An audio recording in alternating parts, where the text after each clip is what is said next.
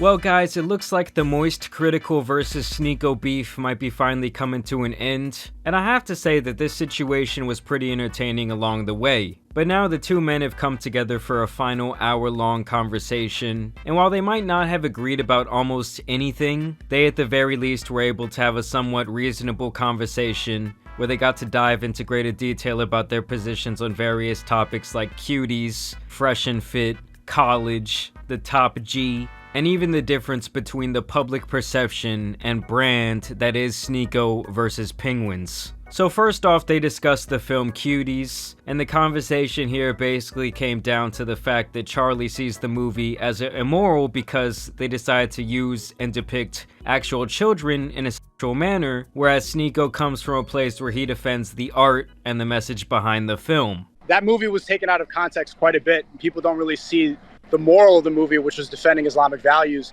and also pointing out the very real problem that young girls have going on social media and doing these dances. I agree that it's disgusting. I agree that those scenes are repulsive, but I think you could be repulsed by TikTok and pretty much what young girls are doing on social media every single day as well. I think that people outraged at that film should also be outraged at everything that girls are doing now on Instagram, TikTok, and all these apps. SNEAKO makes this point over and over again, even saying that back when he had TikTok, every time he got on, all he saw was young girls doing inappropriate things. I don't have TikTok on my phone, but once in a while before I was banned, I would go on there, and the first 3 videos would be the same thing that you see on Cuties. And that's why I uninstalled the app. That's why I refuse to have it on my phone, because it's directing you to those images. Now, I don't know about y'all, but I've been on short form platforms thousands of times at this point, and can't remember ever really seeing any content, appropriate or not, that was made by children. Does the algorithm not feed you what they think will naturally keep your attention? That when they use 30-year-olds and 27-year-olds to play high schoolers like in Euphoria and like in 13 Reasons Why, it actually kids more because we start to mature high schoolers and we think of them in a different way. People in their 30s and their late 20s get addicted to Euphoria and they have ideas and they start romanticizing teenagers in a different way because they don't use actors in that way and they make them look more mature. I also think that point is pretty crazy as well. I just don't think anyone's gonna become Matthew McConaughey overnight, all because they watch Euphoria. Like, if they're already in that thought process, they were likely already on that type of creep shit. Either way, by the end of this conversation, Charlie got SNEAKO to come around to the point that the film should have either used adult actors and not made the film be as sexualized. So there's 2 ways the movie could have been changed to be more effective and that people would understand the message. 1, they could have used child actors and they should not have been sexualized in that way. Or 2, they could have been 18 plus and it could have been sexualized, but then it wouldn't have been as effective. One of the 2 should have changed. I agree. So then can we then say, since this film as children, I can't really champion the film. However, the message is okay. Like, I like the message. I agree completely. But the reason I defend that movie is because I think everybody just saw those scenes and looked past the message and looked past the good moral that the director had when making it. Then they move on to a conversation about wokeness, where SNEAKO says that liberal ideology is the biggest problem plaguing our society. Wokeness is the liberal ideology, is feelings over facts. I identify this way because I feel like it is, there's no gender, nothing matters, I do as I want, everything that's promoted on social media. You realize half of what you just described is how you've lived your life for the last year? Like feelings over facts, for example. Now, after talking to SNEAKO, it became clear that he really lives his life fearful of wokeness. He is constantly haunted by the woke boogeyman, like he's trapped in Luigi's mansion, but every ghost is woke. It's one of those things where every topic we started talking about always tied back to either cancellation or wokeness, which I think is pretty sad to be in that state of, I guess, unease, where he's always feeling as though woke is breathing down his neck. It's haunting his dreams like Freddy Krueger. Yeah, that's the grift that most people in these circles like to play, like they're constantly being canceled, when the reality of the situation is that whenever you and your content become super politically charged, you are naturally going to become polarizing, and the other side that feels just as passionate as you do about the opposite talking points will hate you to the point where they want to silence your thoughts because they're extremist in their mindset just like you. You definitely see this on both sides as they celebrate and champion when someone they don't like gets banned. And I feel like it really just comes with the political commentary territory. They then spend the next 20 minutes or so debating about Fresh and Fit, and the idea that SNEAKO feels like Charlie owes Froggy an apology because he made fun of one of his stupid-ass exaggerated stories. Because you don't correct your mistakes. You were wrong about Fresh and Fit, you were wrong about Andrew Tate, and you were wrong about the movie Cuties. Charlie then goes on to call out the hypocrisy of SNEAKO and the way he likes to victimize himself and always make it look like people are out to get him. Basically saying that he is the epitome of that meme where the person puts a stick in their own bicycle spoke and then wants to blame someone else when they fall off their bike. I've become a caricature on YouTube rather than somebody who has something to say. I've become a meme because I am banned. That's not victimizing, that's actively pointing out how strong censorship is and how people on mainstream platforms can run with the narrative when you're not there.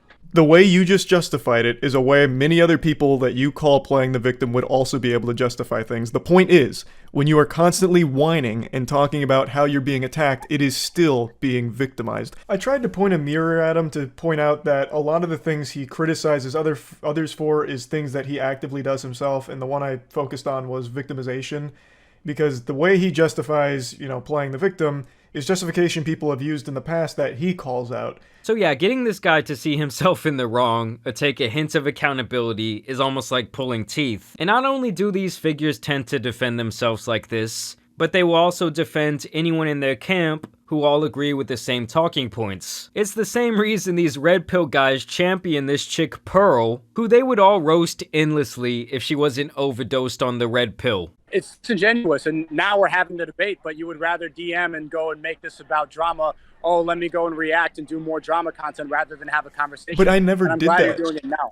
But you have to remember that I didn't start any of this. You reacted to me telling jokes about your friend and then had your audience tell me, and that went on for like 2 weeks. And so eventually I explained why I don't like you.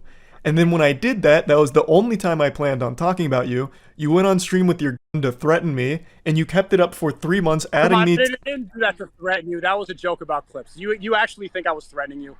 I don't think you were actually coming after my life. It doesn't change the fact that for 3 months you continued to carry it on. I wasn't reacting to you.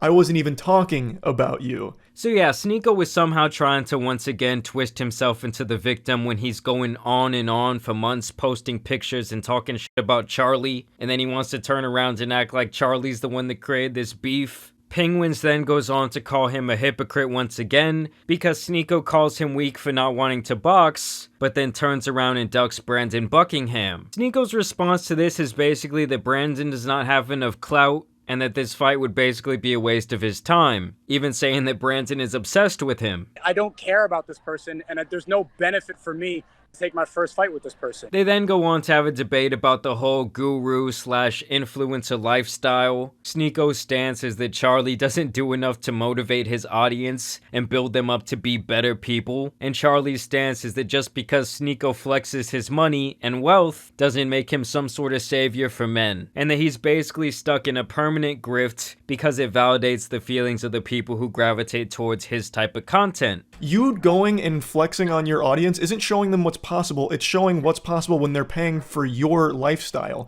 The advice you give, you thrive off them staying miserable, right? The second they get happy, the second they get money, the second I definitely don't. They will not be paying for your course anymore. If my audience does not get value from my content, they're going to leave. The reality is that streamers and content creators like you, the audience always grows up. They watch a little of the gaming content, then they grow up. They're not learning anything, and so they go to another content creator. They go to somebody else who's popular or trendy. You need to add value to the audience, or else they are going to grow out of it. And the value of most things is entertainment. What you used to do was humor. interlaced with your stuff. Now it's just preaching to the choir of people that already subscribe to your hive mind. They then get into a discussion of what Charlie truly stands for, and he basically says that he wants people to be happy, and that he wants people to at least be informed that being healthy will likely lead to a more positive life existence. This is when SNEAKO has the audacity to say that his course he sells for $50 a month is more valuable than a college education. Then they never talk about how college is a waste of time and that people go into $50,000 to $100,000 in debt from people who aren't vetted millionaires. If you could pay $50 and talk to a vetted millionaire who has made money online in a way that they don't teach in school, $50 is a steal.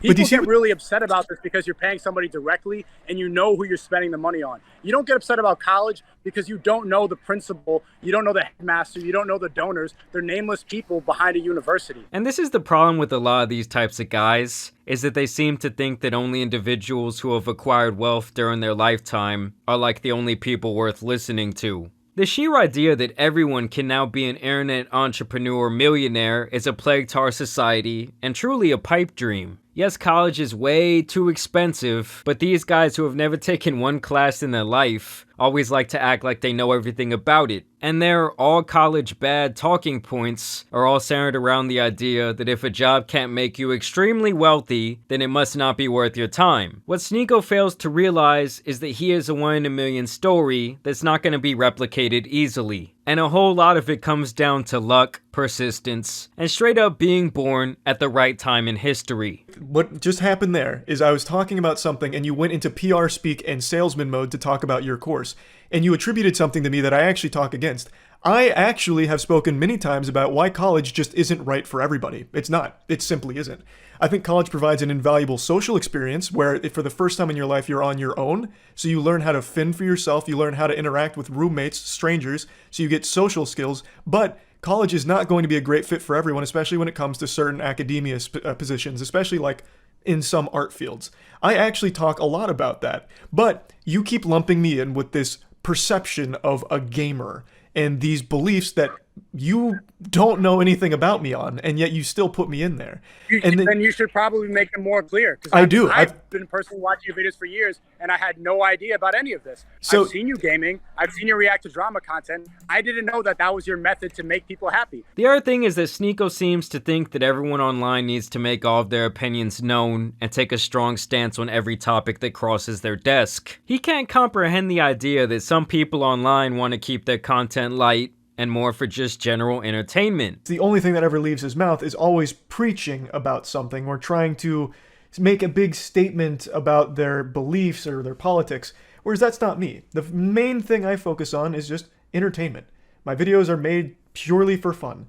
It's just because I thought it'd be entertaining, it's a silly topic, it's something fun, and that's it. There's never really anything too much deeper, unless it's a topic I'm covering that I'm passionate about or I have something more I want to add on to it about my own personal beliefs, then I do. I'm never afraid to. But it's not all I talk about, whereas for SNEAKO and a lot of people in his circle, their main content is talking about what they believe, whereas my main thing is just making entertaining shit.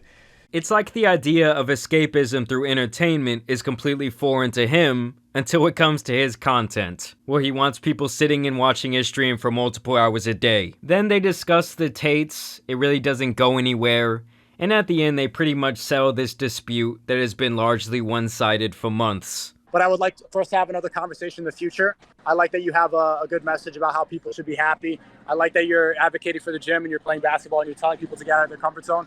I think that those are all really good things. And I do think that you're funny. I can't deny about that. Like, it's a little monotone, but you're a funny guy.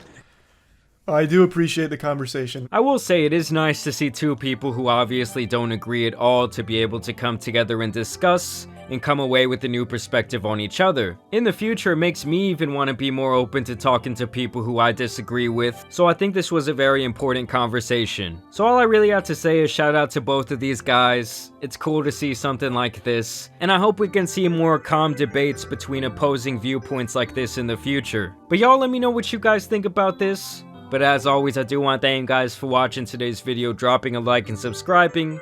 And as you guys know, it's been your boy Tan Superman, and some other debates out here need to be settled. So I'm out. Peace.